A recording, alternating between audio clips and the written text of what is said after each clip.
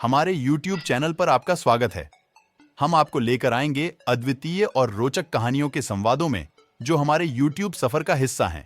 काव्य संस्कृति की श्रेष्ठता और विशालता भारतीय शिक्षा के प्राचीन इतिहास का महत्वपूर्ण हिस्सा थी। प्राचीन भारत में शिक्षा को अत्यधिक महत्व दिया जाता था और विभिन्न विषयों में गहरी ज्ञान की प्राप्ति की जाती थी। वेदों का अध्ययन और व्याख्यान उस समय के शिक्षा प्रणाली का मुख्य हिस्सा था। प्राचीन भारत में शिक्षा की प्रणाली एक अद्वितीय और समृद्ध ऐतिहासिक विकास का परिचय देती है।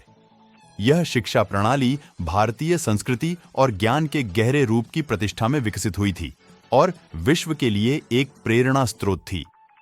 गुरुकुल प्रणाली उस समय की शिक्षा संस्कृति का महत्वपूर्ण हिस्सा थी, जहां छात्र अपने गुरु के आश्रम में रहते थे और विभिन्न विषयों में शिक्षा प्राप्त करते थे। वहां शिक्षा गुरुकुल की परंपरा के अनुसार दी जाती थी, जिसमें विद्यार्थी समाज में जीवन यापन की कला, नैतिकता और ज्ञान की महत्वपूर्ण बातें सीखते थे। इस प्रणाली की मूल नींव गुरुकुल सिस्टम में थी, जहां छात्र अपने गुरु के आश्रम में रहते थे और अन्य विद्यार्थियों के साथ संप्रेषण करते थे। गुरुकुल में नैतिकता, धार्मिकता और विज्ञान के विभिन्न पहलुओं का अध्ययन किया जाता था। यहां शिक्षा निष्ठा, समर्पण और आत्मसमर्पण के आदान प्रदान पर आधारित थी।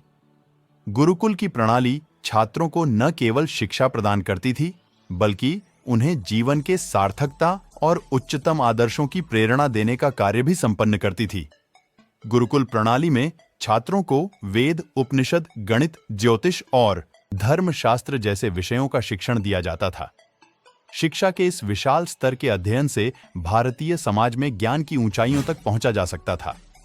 समय के साथ भारतीय शिक्षा प्रणाली में विभिन्न परिवर्तन हुए और विशेषज्ञता के क्षेत्र में शिक्षा का प्रदान होने लगा। गुप्त वंश के समय में ग्रंथों का उत्थान हुआ और विज्ञान, गणित और विविध शास्त्रों का अध्ययन किया गया। भारतीय गणितज्ञ आर्यभट्ट, ब्रह्मगुप्त और सूर्य सिद्धांत के बारे में झात हैं, जो उस समय के शिक्षा संस्कृति की गरिमा को दर्शाते हैं। इस प्रकार प्राचीन भारत में शिक्षा की परंपरा अत्यधिक समृद्ध थी और यह ज्ञान के श्रोता को विशेषज्ञता और नैतिकता की महत्वपूर्ण शिक्षा प्रदान करती थी।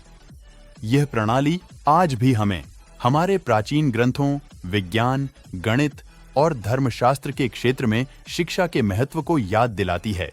दोस्तों, यहाँ तक देखने के लिए धन्यवाद। फिर मिलता है किसी और एपिसोड में। तब तक के लिए जय श्री राम।